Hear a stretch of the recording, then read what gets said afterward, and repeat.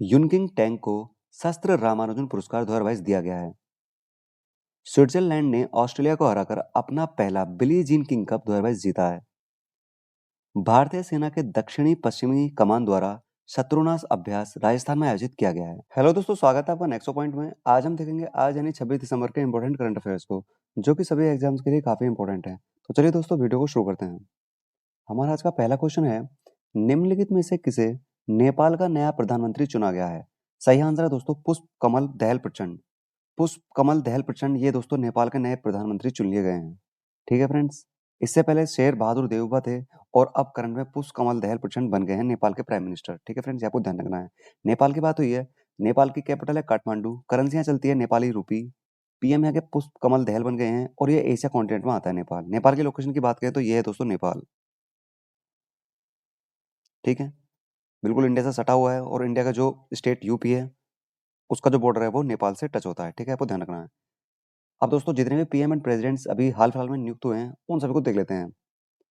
दोस्तों आपको पता है लियो वराडकर ये आयरलैंड के नए प्रधानमंत्री बने हैं। वहीं बात करें पेरू की जो नई राष्ट्रपति बनी है, ये बनी है दीना बोलुआर्टे। लूला डी सिल्वा जो हैं दोस्तों ये ब्राजील के नए राष्ट्रपति बने हैं।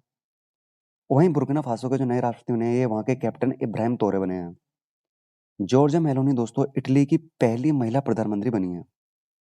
वहीं गुस्तावो पेट्रो कोलंबिया के नए प्रेसिडेंट बने हैं और श्रीलंका के 15वें प्रधानमंत्री जो बने हैं ये बने हैं दिनेश गुणवर्धन है। ठीक है फ्रेंड्स, आपको ध्यान रखना है। चलिए फ्रेंड्स चलते हैं अगले क्वेश्चन की तरफ।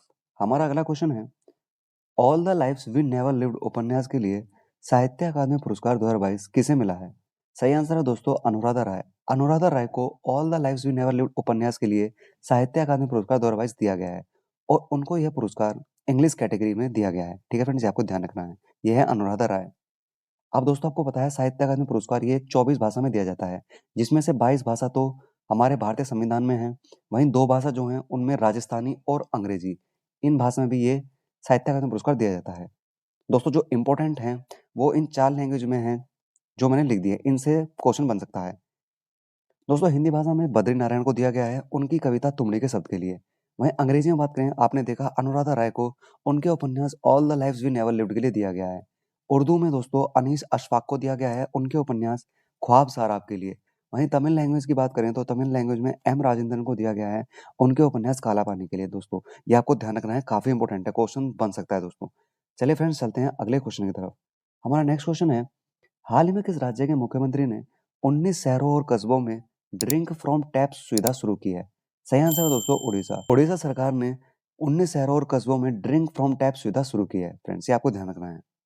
ठीक है, अब उड़ीसा की बात हुई है दोस्तों, तो उड़ीसा से रिलेटेड जितने भी करंट अफेयर्स बनते हैं उन सभी को देख लेते हैं। उड़ीसा सरकार ने एनीमिया उन्मूलन कार्यक्रम एमलेन लॉन्च किया है।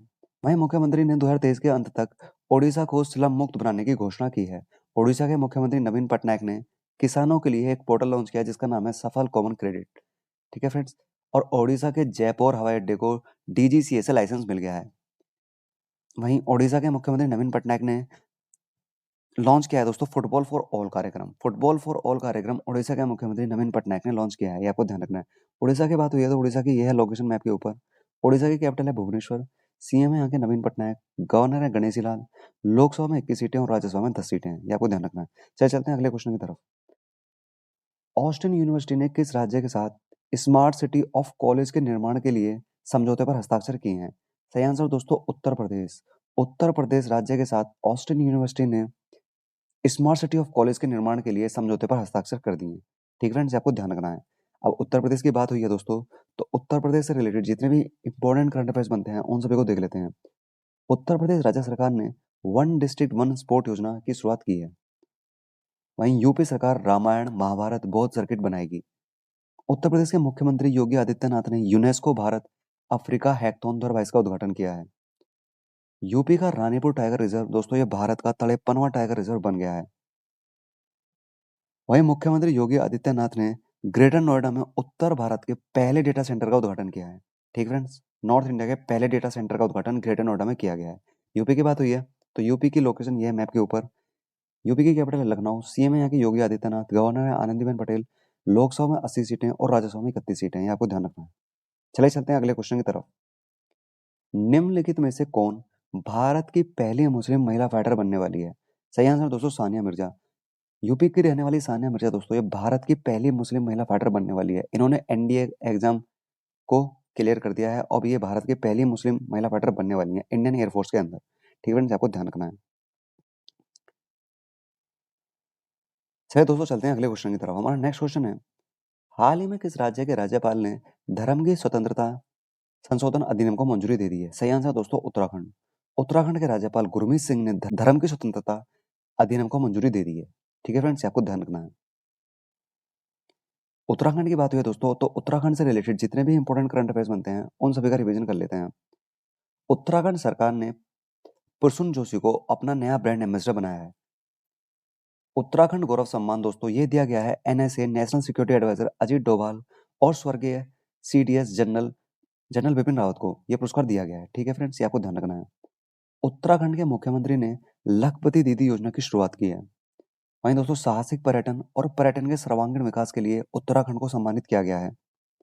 उत्तराखंड सरकार ने समर्थ ई गवर्नेंस पोर्टल लॉन्च किया है। समर्थ ई गवर्नेंस पोर्टल दोस्तों ये उत्तराखंड सरकार ने लॉन्च किया है। और वहीं बात करें उत्तराखंड के मुख्यमंत्री ने मुख्यमंत्री उद्यम खिलाड़ी उन्नयन योजना शुरू की है। मुख्यमंत्री उद्यम खिलाड़ी उन्नयन योजना दोस्तों ये उत्तराखंड राज्य की है। ये आपको ध्यान रखना है। उत्तराखंड की बात हुई है तो ये लोकेशन है उत्तराखंड मैप के ऊपर। उत्तराखंड की कैपिटल है देहरादून विंटर की।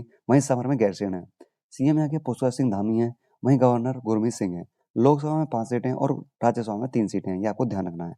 चलिए दोस्तों चलते हैं आगे अगले क्वेश्चन की तरफ।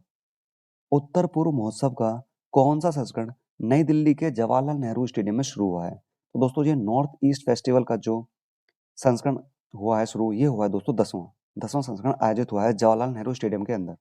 ठीक है दोस्तों, ये आपको ध्यान रखना है। अब दोस्तों जितने भी फेस्टिवल्स हाल फिलहाल में आयोजित हुए हैं उन सभी को देख लेते हैं। 8वां भारत अंतर्राष्ट्रीय विज्ञान महोत्सव ये 2022 में भोपाल में आयोजित किया जाएगा। ठीक है फ्रेंड्स। कार्तिकेय दीपामृत महोत्सव ये तमिलनाडु में आयोजित किया गया है।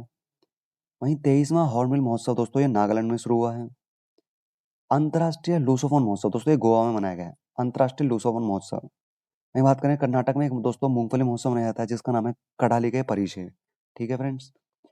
मणिपुर में दोस्तों संगाई महोत्सव 2022 ये मनाया गया है। वहीं दोस्तों मेघालय में वांगला महोत्सव, ठीक है, जिसको 100वां ड्रम महोत्सव भी बोला जाता है। ठीक है, ये ड्रम महोत्सव एक तरीके का कौन वांगला महोत्सव। वहीं दोस्तों मणिपुर में अमूर फाल्कन फेस्टिवल का 7वां संस्करण मनाया गया है। ठीक है फ्रेंड्स, आपको ध्यान रखना है। दोस्तों ये कुछ इंपॉर्टेंट फेस्टिवल थे जो आपको ध्यान रखने हैं। चलते हैं दोस्तों अगले क्वेश्चन की तरफ। हमारा नेक्स्ट क्वेश्चन है, भारत और किस देश के बीच पहली बार वीर गार्जन हवाई युद्धाभ्यास आयोजित किया जाएगा? सही आंसर दोस्तों जापान। भारत और जापान के बीच पहली बार वीर गार्जन मिलिट्री एक्सरसाइज जो है ये हुई है। ये आपको ध्यान रखना है। दोस्तों अब कुछ मिलिट्री एक्सरसाइज देख लेते हैं।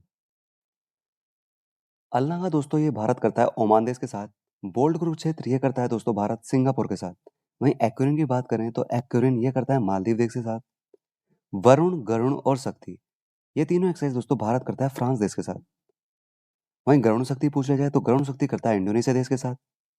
हैंड इन हैंड ये करता है चाइना देश के साथ। इंद्र करता है रशिया देश के साथ। वहीं खंजर की बात की जाए तो खंजर करता है किर्गिस्तान देश के साथ। कुछ और भी मिलिट्री एक्सरसाइज हैं दोस्तों, इनको भी देख लेते हैं।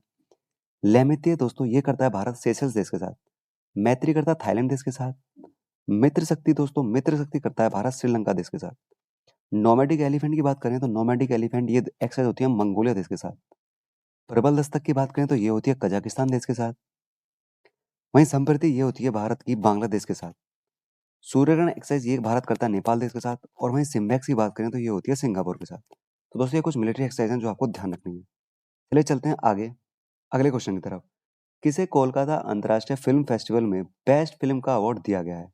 सही आंसर दोस्तों अपॉन एंट्री और the golden wings of watercocks. ठीक है फ्रेंड्स, ऑप्शन नंबर डी इसका सही आंसर हो जाएगा। इन दोनों को कोलकाता अंतर्राष्ट्रीय फिल्म फेस्टिवल में बेस्ट फिल्म का अवार्ड दिया गया है। ठीक है, आपको ध्यान रखना है। अब दोस्तों कुछ इंपॉर्टेंट अवार्ड्स जो हाल फिलहाल में दिए गए हैं उन सभी का रिवीजन कर लेते हैं। यूआईडीए मुख्यालय बिल्डिंग ने टॉप ग्रीन बिल्डिंग अवार्ड जीत लिया है। भारतीय वैज्ञानिक प्रोफेसर थलिप्पल प्रदीप को भूजल से आर्सेनिक और अन्य भारी धातुओं को हटाने के लिए विन फ्यूचर स्पेशल प्राइज 2022 से सम्मानित किया गया है। वहीं दोस्तों एनएचपीसी ने सर्वश्रेष्ठ विश्व स्तर पर प्रतिस्पर्धी पावर कंपनी ऑफ इंडिया का पुरस्कार जीता है।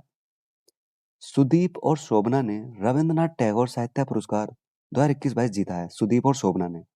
और वहीं दोस्तों द लास्ट शो और ट्रिपल आर के सॉन्ग नातू नातू को ऑस्कर 2023 के लिए शॉर्टलिस्ट किया गया है, ये आपको ध्यान रखना है। चलिए दोस्तों चलते हैं आगे। अब कुछ दोस्तों इंपॉर्टेंट वन लाइनर्स क्वेश्चंस देख लेते हैं। यूनकिंग टैंक को शास्त्र रामानुजन पुरस्कार 2022 दिया गया है। स्विट्जरलैंड ने ऑस्ट्रेलिया को हराकर अपना पहला बिली जीन किंग कप 2022 जीता है। भारतीय सेना के दक्षिणी पश्चिमी कमान द्वारा शत्रुनाश अभ्यास राजस्थान में आयोजित किया गया है। वहीं कन्नड़ फिल्म अभिनेता सुदीप को कर्नाटक सरकार ने अपना ब्रांड एम्बेसडर नियुक्त किया है। और दोस्तों भारत ने ब्रिटेन देश के साथ यंग प्रोफेशनल्स स्कीम शुरू करने की घोषणा की है, यंग प्रोफेशनल्स स्कीम। वहीं दोस्तों उत्तराखंड में नेशनल स्पोर्ट्स क्लाइंबिंग चैंपियनशिप का आयोजन किया गया है। चलिए आगे देख लेते हैं।